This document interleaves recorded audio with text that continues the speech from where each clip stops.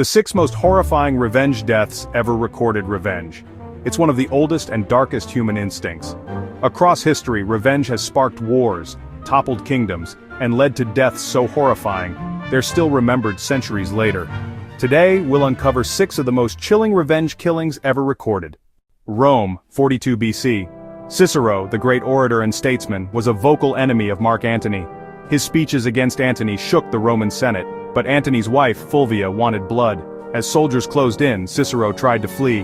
They captured him, and what followed was pure vengeance. His head and hands were cut off and nailed to the Senate doors, the very hands that had written his speeches. It wasn't just execution, it was a message, a personal revenge by Fulvia, who, legend says, spat on Cicero's severed head. In 1701, a Japanese lord named Asano was forced to commit ritual suicide after an insult from a corrupt official, Kira Yoshinaka. But Asano's loyal samurai refused to forgive. For 2 years they waited, plotting in silence. Then, on a snowy night, 47 masterless samurai stormed Kira's mansion. They cut through his guards and dragged him out. Kira begged for mercy. None was given. They beheaded him, placed the head at their master's grave, and surrendered. Their revenge was complete, but it cost them their lives. To this day, the 47 Ronin are remembered in Japan as heroes of loyalty and vengeance. On the border of Kentucky and West Virginia, in the late 1800s, 2 families clashed in what became America's most infamous feud.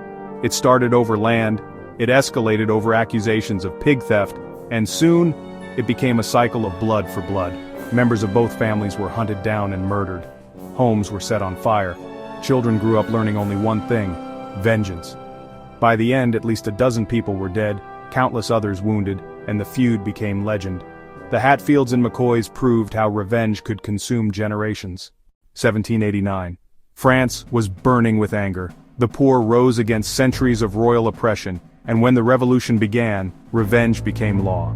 The guillotine was built to deliver justice, but for many, it became a tool of vengeance. King Louis XVI, Queen Marie Antoinette, nobles, priests, thousands marched up the wooden steps. Heads fell daily. Crowds cheered as blood filled the baskets. For the people of France, each blade drop was revenge against those who had feasted while the poor starved. But soon even the revolutionaries turned on one another. Leaders who once demanded vengeance now found themselves beneath the same blade. Chicago, 1929. The Prohibition era was ruled by gangsters. 2 names stood above all: Al Capone and Bugs Moran. On the morning of February 14th, Capone's men disguised as police lined up Moran's gang against a wall. The victims thought it was a routine raid, until the machine guns roared. 7 men were torn apart by bullets. Blood painted the garage walls. It was one of the most brutal acts of mob revenge in American history. The massacre shocked the nation and cemented Al Capone's name as the face of ruthless vengeance. Few revenge deaths are as terrifying as the Viking punishment known as the Blood Eagle. According to sagas, if someone betrayed or killed a Viking lord, their fate was gruesome. They would be tied down, their ribs split open from behind, their lungs pulled out to resemble wings. The victim was left alive, screaming in agony as a warning to all. Historians debate whether the Blood Eagle was real or symbolic, but if it was real, it stands as one of the most horrifying deaths of revenge ever imagined. From ancient Rome to Chicago's streets, revenge has shaped history with blood. Each act left scars not only on its victims, but on entire nations and cultures. Revenge doesn't end the pain, it only spreads it. This is Dead Ends, where every story leaves more questions than answers.